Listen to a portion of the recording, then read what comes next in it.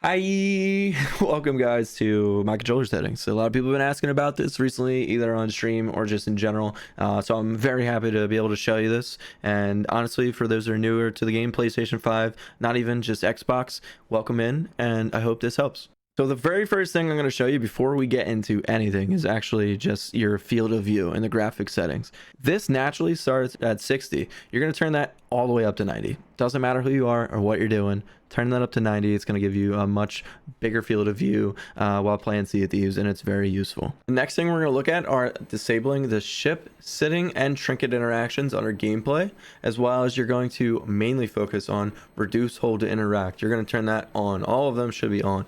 Now, the reason for the reduce, hold, and interact is because starting off the game, I believe it's actually off. This will allow you to just click the Y button or triangle if you're on PS5, and actually it'll interact automatically for you. Now, the reason why this is so good, one, you don't have to hold down the button, but two, you can actually multitask. If you start to interact with certain things, for example, the cannon, you can literally hand feed a cannonball, and then you can also switch to your sniper and utilize both of the tools at once.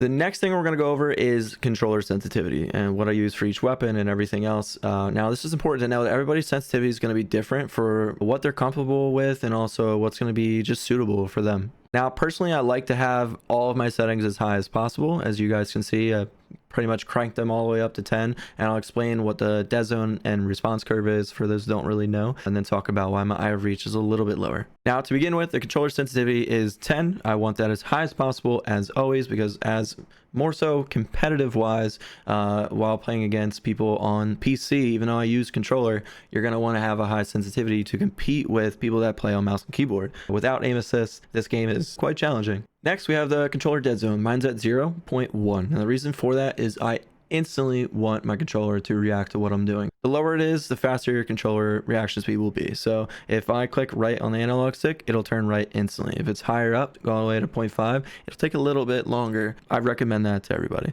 The next thing is response curve. Now, for those who know, response curve is used to see how fast your camera can actually turn. Now, at a really high sensitivity, you're not going to really notice this much, but it definitely is noted that more people that would say TDM or are good at aiming will have this as low as possible to their liking. So anywhere between like 1 to 2, really, sometimes up to 3, which actually 3 is the default on Sea of Thieves, which I recommend to everybody. 3 is actually probably the best that you can have. Some people need it up a little bit higher. Now, the higher you have, the slower it's going to be when turning. But if you have your sensitivity up anyway, you might as well go for a lower response curve.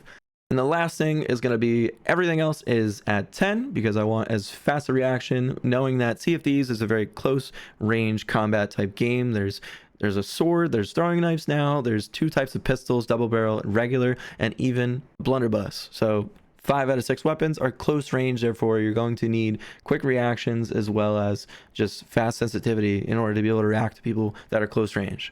Now, my eye of reach is actually at 7.8 because I didn't want it to be completely maxed out in order to have long range control, but it is still very useful close range. So when you guys realize if you're sniping in Sea of Thieves, you might go boat to boat, you might be on the island, you're going to be using this from afar. You want to have nice long control, which is nice to have a lower sensitivity for.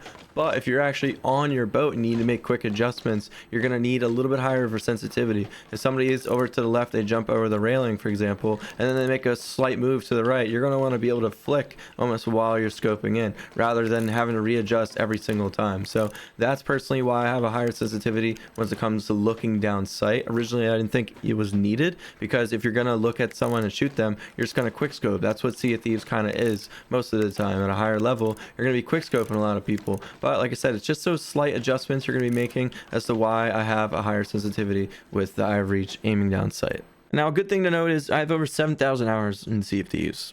Almost 6 years played in total. I've been playing since day one. Now, the reason why I have some of the keybinds I do are particular because of movement and also some of the controller's durability. Left on a D-pad for me is going to be bucket. Now, I have that because it's actually close to my left analog stick. For movement is actually fairly close and used pretty often, so it's important for me to have that there, as well as my food. Now, both of those are used probably the most out of all my equipment, and people have these in different slots, and I'll explain why, but I'll tell you why I like them. If you have food up on your D-pad, you can actually rotate through rather than going through your actual inventory and picking a different item itself. Now, right on the D-pad, I actually have my spyglass. For those that know in Sea of Thieves, you can use your sniper lens to actually look through and see pretty far away, but the spyglass will look a little bit further and give you more information. It actually is, out of all the other items, still another very useful tool to have, and that's why I have it on my D-pad. Another quick thing I wanted to mention is I don't have my wood assigned. Therefore, I have to actually go to my radio dial to repair this hole. Now, the reason for why I have that is so I can actually check to see what type of equipment or what type of things I have on me at the time while I'm making these repairs. It's really nice if you're helming or a solo for the day. That way you can check to see what you have on you pretty frequently. Now, the last thing is my right joystick will be throwables. Now, the reason for this is because as another tool to use while fighting in combat, I'm gonna be able to throw these out or even switch to them at any point to defend or defeat my enemies pretty easily with another useful tool. Now, I've had people put throwables up on their D-pad instead, which isn't a bad thing, and their food on their right analog stick. But for me, I tried it. Unfortunately, I didn't really like it because it seemed like in the middle of a fight, if I was looking around and I really needed food, I was just constantly clicking my food, and that became an issue. If I wanted to shoot somebody, I would accidentally click my food, and that was like a big no-no for me. I needed to make sure that wasn't happening. So over time, although I tried it, I just adjusted back to having food up on my D-pad. Now, the last way I've seen people configure their controllers is they have right joystick as their jump. Now, in general, if you have your joystick as jump, you're going to be able to turn as well, which is pretty useful while you're aiming and moving around. That's very nice to have. On mouse and keyboard, they can do that. You can see most of the time you'll see they have a lot smoother movement than I do, honestly. Now, that just comes down to practice. I personally don't like that because of one thing in particular: controller durability. For those that know, and I've done my own research, and what I've found that is over time, your analog sticks will actually break first on a controller. Now, the reason why they've kept the durability of the analog sticks the way they have over the past years is because if they were to increase the durability, it's going to ruin the performance. So unfortunately, it's kind of what we're stuck with. But all in all, the best way to avoid it is just not use it as much as possible. In that case, I'm not even really going to loot sprint. I'm not going to loot juggle or anything like that because I don't, even with sprinting, I still don't want to break my left analog stick. Over time, I use about 3 to 4 controllers a year personally because I put a lot of hours in either making YouTube videos or on Twitch. So I know the struggle of a broken controller, and there's nothing worse than knowing your controller is either breaking or has just broken on you and you have nothing to get back in there with. What's the point of worrying about your sensitivity or settings if your controller is broken? Now, with that being said, over time, I've adapted, and I'm sure most of you have, to almost giving yourself a finger roll when it comes to aiming and jumping. You still can aim and jump at the same time. Now, the difference is it's going to be a little bit slighter of a movement and more precise because you're going to have to use probably the bottom of your finger in order to jump with A, as well as the tip or the left side of your finger with your right hand in order to actually move your right analog stick. And that will adjust if you need to switch your weapon. Of course, you could still do that pretty easily. Actually, I think that's easier than jumping itself, is switching your weapon midair. Over time, you'll get used to it. I still probably talk about it from time to time, how it is a little bit more difficult than on mouse and keyboard, because naturally it is. If you were to have the analog stick, it would be a little bit easier, but then again, you would still have to worry about durability.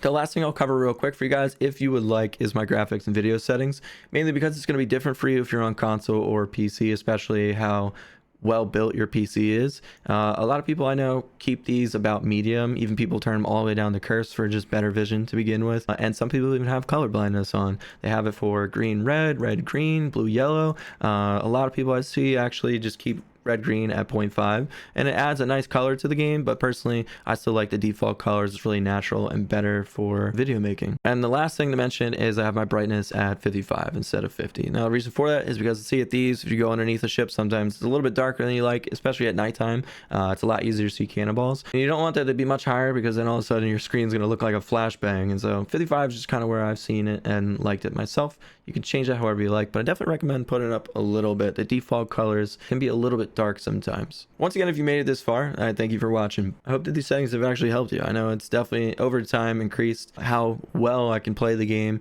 and I think it's very useful to actually know. So I hope that this has helped you. If not, we'll improve your gameplay much later on. Now you got what it takes to run against all these mouse keyboard people. But yeah, in general, thank you guys again for watching. Much love, and until next time.